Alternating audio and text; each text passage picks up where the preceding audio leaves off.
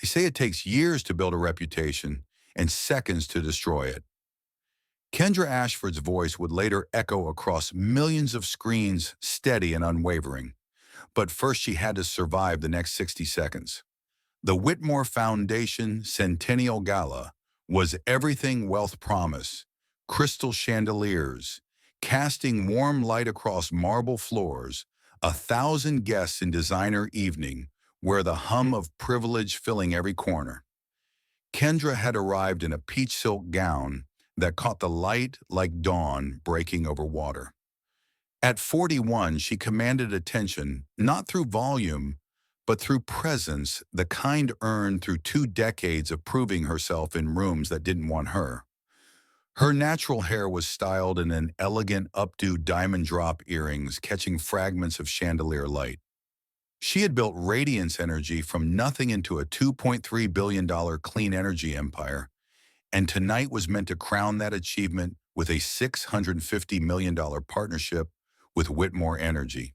Tonight was supposed to be triumph. Business associates stepped forward to greet her, their applause scattered but genuine. Kendra acknowledged them with the practiced smile she'd perfected over 20 years of boardroom battles. She belonged here. She'd earned this. Then the crowd rippled. Sutton Whitmore IV shouldered his way through the gathered guests, crystal goblet in hand. 14 years old Canterbury prep blazer, deliberately untucked tie loose in calculated teenage rebellion. His friends trailed behind him, phones already raised like torches in the dark. Kendra noticed his approach. 20 years of being the only black woman in hostile rooms had taught her to read threatening body language. The boy's smirk told her everything she needed to know. She stood her ground. "Stand still," Sutton drawled, rocking back on his heels. His voice cracked with adolescent uncertainty, but his eyes gleamed with malice beyond his years. "I want to see how filthy someone like you looks in real crystal." Before Kendra could respond, his arm shot forward. Time slowed. The red wine arced through the air droplets, suspended like garnets. Kendra didn't flinch, didn't close her eyes. She watched it come. The Cabernet splashed across her face and chest. The expensive peach silk transformed instantly into spreading crimson. Droplets ran down her neck and arms, pattering onto the marble floor like a broken heartbeat. The ballroom gasped. Phones appeared from every direction, recording her humiliation. But it was the laughter that cut deepest. Melissa Whitmore's distinctive cackle rose above the crowd's shock. "Oh, Sutton, you're terrible." Her tone carried pride, not reprimand. Her iPhone filmed steadily. Roderick Whitmore's deep chuckle joined his wife's. He stepped closer, eyes cold as January. "Try not to stain the carpet," he murmured. "These galas weren't designed for your kind." Kendra stood perfectly still, feeling the wine seep into her clothes, her skin her $1,000 updo.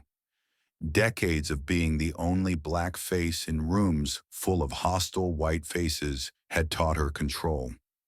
She reached for a napkin offered by a horrified waiter. "What's wrong?" Sutton taunted, high on his assumed immunity. "Cat got your tongue." The silence stretched. 10 seconds that felt like hours. Wine dripped from her fingertips. Tick, tick, tick. Kendra dabbed at her neck with deliberate calm. "Thank you. You've just clarified my final decision." Confusion flickered across Sutton's face. He'd expected tears, anger, a scene he could twist. Instead, she moved past him with measured steps, heading for the stage wine, dripping from her arms onto the stairs. The spotlights felt hotter than usual, highlighting every stain. But Kendra's spine remained straight as steel as she took her place behind the podium. "Good evening," she began, her voice steady and clear. 1,000 eyes locked onto her, phones still recording. "I had prepared remarks about partnership progress and shared vision for the future, but recent events require a different message." In the crowd, Roderick Whitmore's smile began to fade. Effective immediately, Radiance Energy is terminating all negotiations regarding the proposed $650 million strategic partnership with Whitmore Energy Group. The ballroom erupted in shocked murmurs. Roderick's face turned red. Melissa's phone lowered slowly. Our company values include integrity, respect, and dignity for all. We choose our partners based on demonstrated alignment with these principles. Tonight has made it abundantly clear that this alignment does not exist. She could see Roderick starting to push through the crowd, his face contorted with rage. To quote someone in this room, she said, her eyes finding Sutton, "Boys will be boys and companies will be companies. We all make our choices. We all live with the consequences. I choose to walk away from toxicity no matter how profitable the alternative might be." The silence in the ballroom was absolute now. Kendra's wine-soaked gown continued to drip onto the stage, each drop echoing like a gavel fall. "I wish you all a lovely evening," she concluded, stepping back from the podium. She moved toward the stairs with the same measured grace, leaving the Harringtons to face the sea of cameras now turned their way. Their son's prank had just cost them a deal their company desperately needed. 20 minutes later, in the back of her Tesla, Kendra watched the chaos recede as they pulled away from the venue. Her phone buzzed constantly with messages from board members, industry colleagues, and journalists. Marcus Reed, her PR director and 10-year friend, sat beside her monitoring the fallout on his tablet. "Kendra," he said quietly, voice tight with controlled urgency, "the video hit 15 million views in 20 minutes. It's everywhere." Behind her closed eyelids, memories flickered. 8-year-old Kendra in a small South Side Chicago apartment, mother Lorraine working 3 jobs, restaurant server, office cleaner, overnight babysitter. The lamp that burned late into the night as young Kendra studied, determined to be someone. 1994. Mother arrested for writing a bad check during a medical emergency when Kendra was 12. Burst appendix, no insurance. $800 for the emergency room at Cook County Hospital. Lorraine had intended to cover it with her next paycheck, but she'd been fired from one job unexpectedly. The check bounced. She spent a night in jail, received a suspended sentence. The criminal record followed her for 30 years. 2001, MIT, full scholarship. Only black woman in most of her classes. Excellence is armor. 2010, Radiance Energy founded with 50,000 borrowed dollars. 3 employees in a cramped office. 2024, 2.3 billion valuation. Forbes recognition. 500 employees. And tonight, what should have been her coronation. But one boy with a wine glass had stripped it all away in seconds. Kendra opened her eyes. "What's the breakdown?" Marcus scrolled through his tablet. "Split about 60-40, 60% support. They're calling you a hero, saying someone finally stood up. But 40%, he hesitated. "Say it." "They're calling it an overreaction. Fox News is running CEO's tantrum graphics. Some are questioning your judgment, your temperament. My emotional control. Whether a black woman can be trusted with power," Kendra finished. She'd heard it all before in different words, different contexts. The angry black woman, the emotional decision maker. "And Kendra," Marcus said carefully, "they'll dig into your mother's past. They always do." Kendra's jaw tightened. Her mother, who'd sacrificed everything, who'd worked herself to exhaustion. One desperate mistake 30 years ago, trying to save her daughter's life, and they'd use it as a weapon. And there's more. Whitmore just filed a lawsuit, $800 million, breach of contract and defamation. Kendra closed her eyes briefly. So it begins. Her phone lit up. Unknown number. Text message. "Miss Ashford, my name is Eleanor Vale. I work for the Whitmore family for 27 years as their housekeeper. What happened to you tonight was not an isolated incident. I have documents, recordings, and evidence of things they have done. that would destroy them completely, things they paid millions to keep hidden. I'm ready to share everything. Please meet with me. Tomorrow morning, 8 a.m., Café Laurent. I'll be wearing a purple scarf. It's time someone finally held them accountable. Eleanor. Kendra read the message twice, noting the precise language and formal tone. Her instincts, honed by years of corporate warfare, told her this was genuine. She typed a response. I'll be there. Marcus leaned over. Could be a trap. Or exactly what we need. Kendra looked at her friend. They want war, Marcus. Let's show them what that means. The clock on her phone showed 12:47 a.m. In 7 hours and 13 minutes, she would meet a woman who claimed to hold 27 years of secrets. The wine had dried on her dress, the peach silk permanently stained crimson. Kendra didn't know it yet, but that dress would hang in a museum one day behind glass, a reminder that dignity sometimes requires visible scars. Café Laurent was tucked away on a quiet side street in downtown Chicago, the kind of place that valued discretion over flash. Kendra arrived at 7:45 a.m., 15 minutes early, choosing a secluded corner booth away from windows. Marcus had already swept the area. Two other patrons absorbed in laptops, clean. At precisely 8 a.m., Eleanor Vale entered. 74 years old, but she moved with purposeful dignity, each step deliberate and measured. Silver hair, neatly styled clothing, pressed to perfection, a navy dress, and sensible shoes, the uniform of someone who'd spent a lifetime making herself presentable for other people's judgment. The weathered leather satchel she carried looked heavy against her slight frame. Ms. Ashford. Eleanor's voice was soft but steady as she settled into the booth. Thank you for coming. Call me Kendra, please. She gestured to the coffee she'd ordered. And thank you for reaching out. What you're offering, it takes courage I can't even imagine. Eleanor's weathered hands rested protectively on her satchel. After what I saw last night, I couldn't stay silent anymore. I've been silent too long already. That boy, her voice caught slightly, just like his father at that age.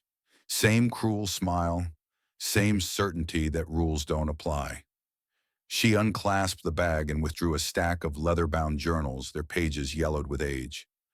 27 years of daily logs, every racist comment, every firing without cause, every harassment complaint that got buried. Kendra opened the first journal, dated 1997. Eleanor's handwriting was precise, each entry marked with time, date, and location. The very first page documented Roderick Whitmore Sr. berating a black groundskeeper until the man quit, then laughing about saving money on severance. They never saw me as a threat, Eleanor continued. I was just the help. Invisible. They'd say and do anything in front of me. She placed a small digital recorder on the table. 10 years ago, I started carrying this. Eleanor pressed play. Roderick Whitmore's voice filled their corner, discussing how to force out an Indian executive who discovered accounting irregularities. Plant something in his office. Everyone knows those people can't be trusted with money anyway. Kendra's jaw tightened. How many recordings? 347. Eleanor produced a manila envelope stuffed with photographs. Private parties, board meetings, family gatherings, the things they'd laugh about, the deals they'd brag about breaking. They spent the next hour reviewing documents chronologically. Eleanor's meticulous organization revealed patterns of discrimination, financial manipulation, and calculated cruelty spanning generations. Photos showed young Sutton learning from his father, encouraged to mock domestic staff, rewarded for his worst impulses. But this, Eleanor said, withdrawing a thick folder, this is what you need most. She spread out internal memos and financial documents. Bank statements from the Cayman Islands, wire transfer records, spreadsheets showing careful manipulation of numbers over 15 years. $340 million embezzled systematically. Roderick Jr.'s gambling debts. She pulled out casino receipts. Melissa's shopping addiction, private jets, hidden properties. They've built their entire lifestyle on stolen money. Kendra studied the papers, her business training spotting the patterns immediately. The $650 million deal with Radiance wasn't for partnership, Eleanor finished. It was to cover the hole before their December audit. Without your deal, their entire scheme collapses. That's why they're so desperate to destroy you now. Why now? Kendra asked gently. After keeping this for 27 years, Eleanor's hands trembled as she reached into her purse and pulled out a smartphone. She opened her messages and turned the screen to face Kendra. The message was from someone named Janelle. The preview showed the video from last night, Kendra, standing with wine dripping down her face. My granddaughter, Eleanor said, voice breaking slightly. Janelle. She's 16. Last night she sent me that video. She was crying when she called. She said, Grandma, why do people like us have to take this? Why can't we fight back? Why does being good and quiet never matter? Tears welled in Eleanor's eyes. I realized I'd spent 30 years documenting evil, but never stopping it. I told myself I was protecting my family, needed the job, the paycheck. But watching you stand there, wine dripping, refusing to break, I saw myself 30 years ago staying quiet while they hurt people. Her voice strengthened. I'm 74 years old, too old to fear their retaliation. Janelle needs to see that silence isn't the only option. That documentation matters. That one person can make a difference. Kendra reached across the table, covering Eleanor's weathered hands with her own. You're not a coward. You're the reason they'll finally face justice. 27 years of documentation that's not waiting, that's preparing. I'm terrified, Eleanor admitted. They'll come after me. Try to discredit me, destroy me like they've destroyed everyone else. They'll say I'm disgruntled, that I'm lying. I'm just an old housekeeper. Who's going to believe me over them? Everyone, Kendra said firmly. Because you have proof. Because you documented everything. Every date, every detail, every witness. You weren't just watching, you were building a case. And now we have what we need. Eleanor's eyes filled with tears. I've waited so long.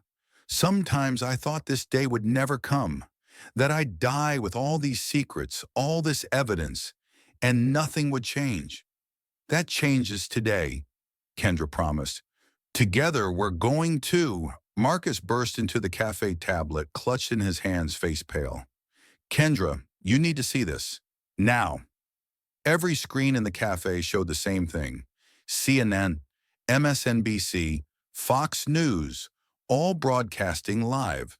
Sutton Whitmore sat between his parents in what looked like their lawyer's office, tears streaming down his face. Ms. Ashford cornered me in the hallway. Sutton sobbed, voice shaking. About 30 minutes before the gala started, she grabbed my collar and said if my parents didn't give her company everything she wanted, she would destroy our family. Her eyes, they were so angry. I was scared. So scared. Mitchell Grant, the famous interviewer, leaned forward. That must have been terrifying for you, Sutton. I didn't know what to do. When I saw her at the gala, I panicked. I threw wine. It was stupid, but I was just trying to protect myself. Melissa Whitmore held Sutton's hand. No child should feel threatened by a CEO throwing a tantrum over business negotiations. Then Roderick appeared. We didn't want to release this, but given the vicious attacks on our family's reputation, we feel the public deserves the truth. The screen switched to grainy security footage, black and white, timestamp 19/12/43, a hallway, a figure resembling Kendra confronting Sutton, audio distorted but audible. Don't mess with me, destroy your whole family. Social media exploded. Ya protects Sutton trending. Comments flooding. She threatened a child. Marcus's phone buzzed. 3 major partners just suspended contracts, $180 million in revenue loss. The board called an emergency vote, 7 a.m. tomorrow. They're voting to remove you as CEO. Eleanor stood abruptly. That video is fake. I've cleaned that hallway 1,000 times. The lighting is wrong. The camera angle doesn't even exist there. But Kendra's phone flooded with notifications. Board members demanding resignation. Stock down 22%. Everything dissolving. What do we do? Marcus asked. We verify Eleanor's evidence.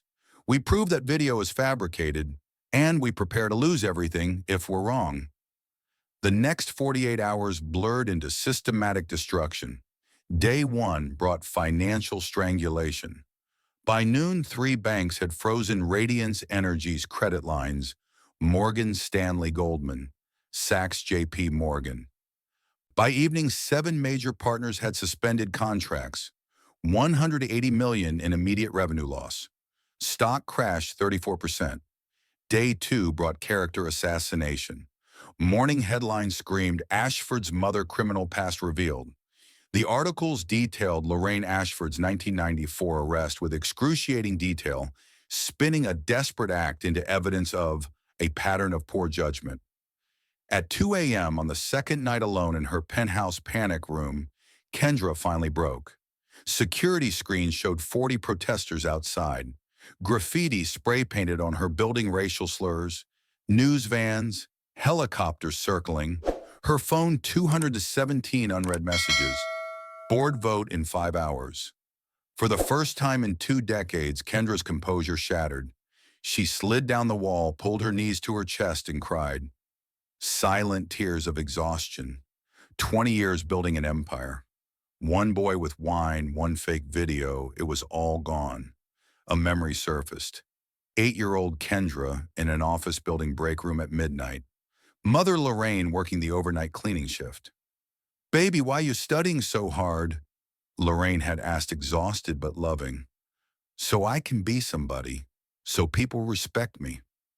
Her mother had knelt, cupped Kendra's face. Listen, respect ain't given, baby. It's taken. With excellence.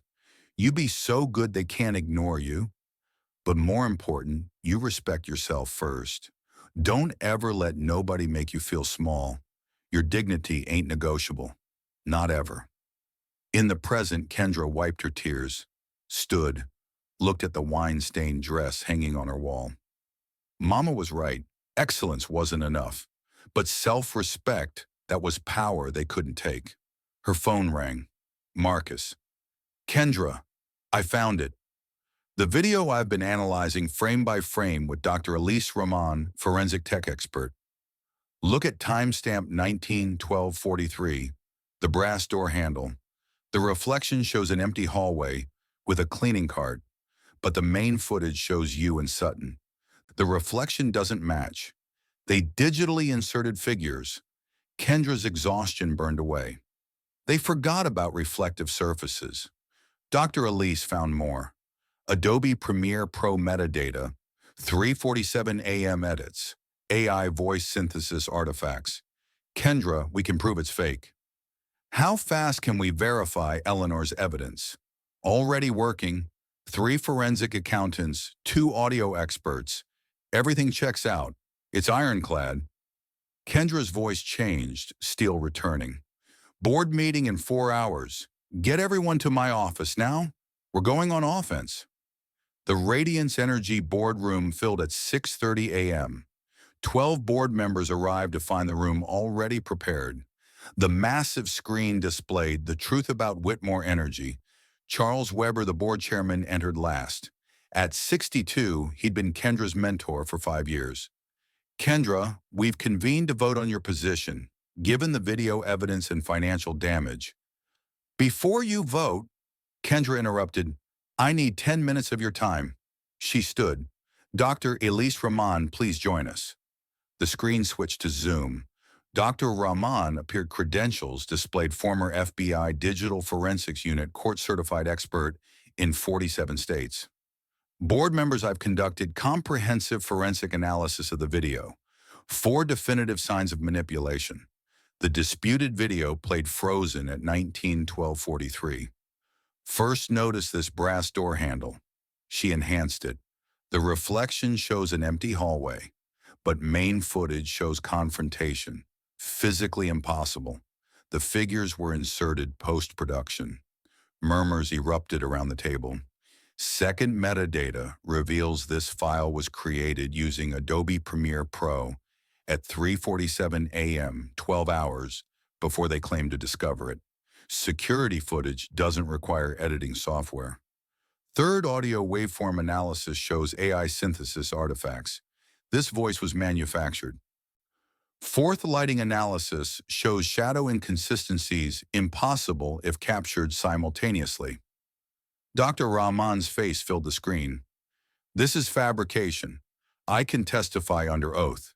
The evidence is irrefutable. The boardroom erupted. Weber held up his hand for silence. There's more, Kendra said. The door opened. Eleanor Vale entered, pushing a cart stacked with journals. Board members, my name is Eleanor Vale. I worked for the Whitmore family for 27 years. I was invisible to them, just the help. She opened a journal. March 15, 1997, Roderick Sr. berated Thomas Williams. She read the entry, including the slurs. The room sat in stunned silence. November 8, 2003, Melissa planned to frame Carla Rodriguez for theft. Then Eleanor played recordings. Roderick's voice discussing destroying Rayesh Patel, planning frame-ups, treating lives like games. Silence. But the racism isn't even the worst. Eleanor spread financial documents. $340 million embezzled over 15 years. Shell companies in Cayman Islands. The $650 million deal was to cover theft before December audit. Weber stood pale. We need to report this immediately. Already done, Kendra said. FBI is executing search warrants at Whitmore headquarters at 9 a.m. She checked her watch. In 90 minutes. Then we vote. All in favor of maintaining Kendra Ashford as CEO. 12 hands raised. Unanimous. Let's show the world what justice looks like, Kendra said. Press conference, 9 a.m., full disclosure. The outdoor stage was built in 3 hours. 800 people gathered. 30 news crews. Giant LED screens. At 9 a.m., Kendra stepped to the podium in a white suit. Good morning. 3 days ago, a child poured wine on my head while his parents laughed. Today, I'm going to show you why that moment wasn't just about ruined silk. It was about exposed corruption. The screen showed the fake video alongside Dr. Rahman's analysis. Notice this reflection at timestamp 19/12/43. Empty hallway. But footage shows confrontation. Physically impossible. They fabricated this. Dr. Rahman explained metadata AI synthesis lighting errors. This video was created to destroy my credibility and distract from crimes I'm about to expose. Eleanor joined her. For 27 years, I documented everything. She read journal entries, played recordings. Systematic cruelty, casual evil. 340 million embezzled. They needed radiance to hide theft.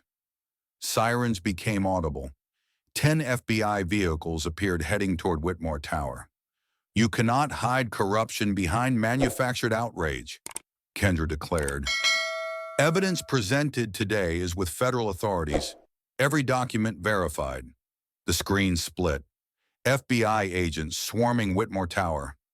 Then the moment everyone would remember.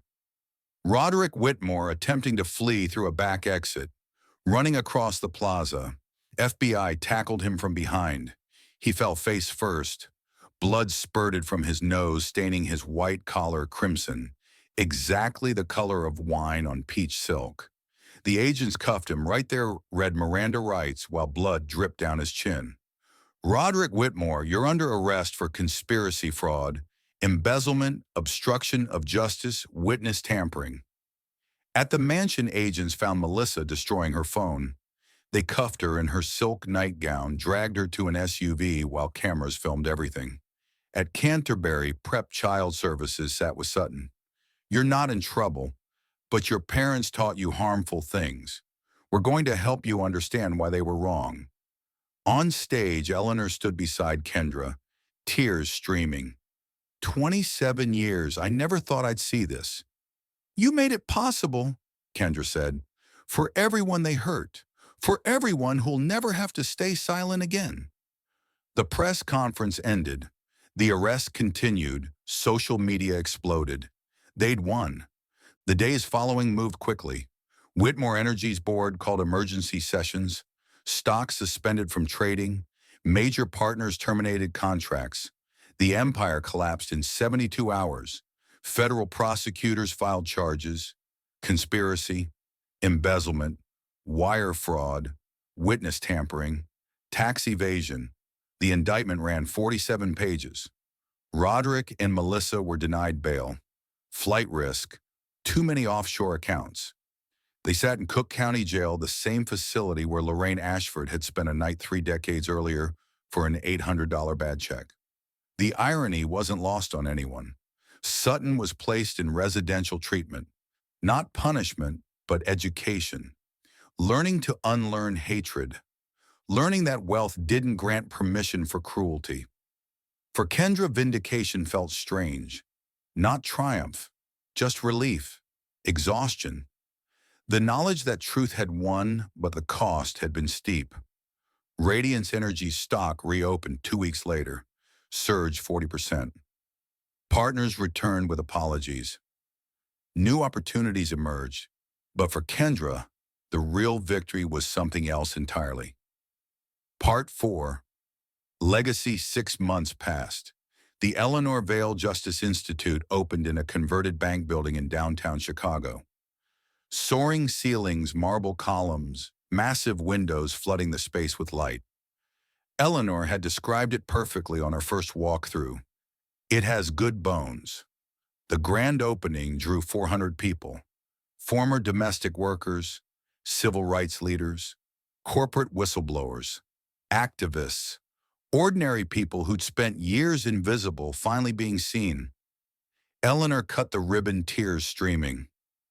I spent my life trying not to be noticed, keeping my head down, using back entrances, being invisible because visibility felt dangerous.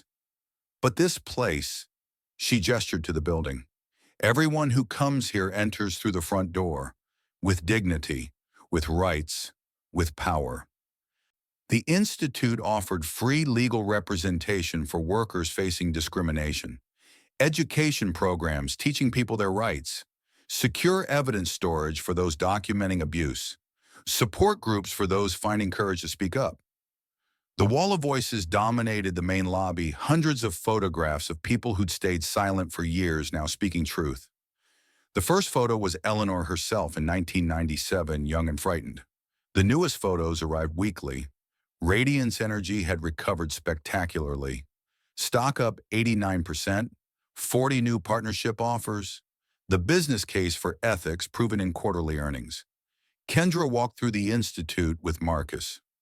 We won, Marcus said quietly, standing before the wall of voices. We survived, Kendra corrected, and now we help others survive.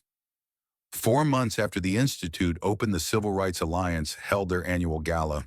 Same ballroom where everything began, same crystal chandeliers, same marble floors, but everything else was different. Kendra entered wearing a cobalt blue gown. 1,000 people stood. 45 seconds of sustained applause. Eleanor sat in the front row, radiant in purple. Around her sat domestic workers, executives, activists who'd found courage in Eleanor's example. Kendra ascended the same stairs, walked to the same podium. In this ballroom, a boy thought he could pour wine on my head without consequences. His parents thought wealth made them untouchable. They thought wrong. She gestured to Eleanor. Change doesn't announce itself with thunder. Sometimes it grows in silence, in careful notes of a housekeeper who refused to let truth die. Eleanor documented for 27 years because she understood preparation creates opportunity. The screens played a montage. Wine incident. Eleanor's journals. FBI arrests. Institute opening. Workers finding power. The Whitmores thought humiliation would break me. Instead, they sparked a movement. This award belongs to Eleanor, who documented when she couldn't speak, to every person who stayed silent until the moment came to roar, to all of us who chose dignity over comfort. After the ceremony, as guests mingled and celebrated Kendra, and Eleanor stood together near the wall of voices. "Did you ever imagine that night would lead to this?" Eleanor asked softly. Kendra shook her head. "I was just trying to survive the moment, trying not to let them see me break." "But you didn't break," Eleanor said. "That's what I saw. That's what Janelle saw. That's what the world saw." "I almost did," Kendra admitted. "That night in my panic room, watching everything fall apart. For a few hours, I thought they'd won. That all my mother's sacrifices, all my years of work, all of it was for nothing." Eleanor squeezed her hand. "But you got back up. That's what matters. Not that you fell, everyone falls, but that you got back up, that you fought back, that you won." They walked through the ballroom together, through the same space that had witnessed Kendra's humiliation and was now celebrating her vindication. Past the spot where Sutton had thrown wine, past the stage where she'd canceled the deal, past the doors where she'd walked out alone, not knowing what came next. "I need to tell you something," Kendra said as they reached the exit. "The Institute, the Wall of Voices, everything we built, it wouldn't exist without you. Your courage gave me courage. Your documentation gave me weapons. Your 27 years of preparation gave us justice." Eleanor smiled, tears in her eyes. "And your refusal to stay down gave me hope, gave Janelle hope, gave thousands of people hope that maybe the powerful can be held accountable." They stepped outside into the Chicago night. The city spread before them, lights twinkling like possibilities. "What's next?" Eleanor asked. Kendra smiled. "We keep going. We help the next person, and the next, until documentation isn't necessary because accountability is automatic. Until whistleblowers don't need protection because doing the right thing isn't dangerous. Until dignity isn't something we fight for because it's something everyone receives."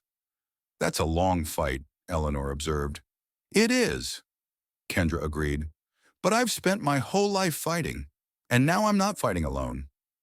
Behind them, through the ballroom windows, Janelle stood with other young activists planning, organizing, learning. The next generation equipped not just with courage, but with tools, documentation, legal support, a network of people who'd stood up and survived. In the converted bank building downtown, the lights at the Eleanor Vale Justice Institute burned bright despite the late hour. The front door remained open, ready for whoever needed to walk through it next. And in the lobby behind climate-controlled glass, the wine-stained peach silk dress hung as permanent reminder. Some stains aren't meant to be washed away. Some battles leave marks worth preserving. Some moments of humiliation become monuments to transformation. The dress would hang there for decades. Students would study it. Activists would draw strength from it. Future Eleanors would see it and understand that their documentation mattered. Future Kendras would see it and know that refusing to break could change the world. Dignity has a price. Sometimes it's measured in wine-stained silk. Sometimes in 27 years of secret journals. Sometimes in the courage to stand alone when everyone expects you to fall. But it's always, always worth paying.